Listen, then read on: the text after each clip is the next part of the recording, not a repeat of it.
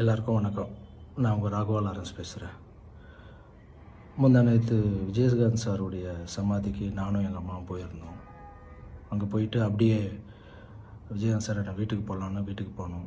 அங்கே Vijayakanth sir wife, அப்புறம் Sudeep sir, அப்புறம் அவங்களுடைய 2 பசங்க, அப்புறம் விஜயகாந்த் சார் ஒய்ஃபுடைய சிஸ்டர் இருந்தாங்கன்னு அவங்க இன்ட்ரொடியூஸ் பண்ணாங்க.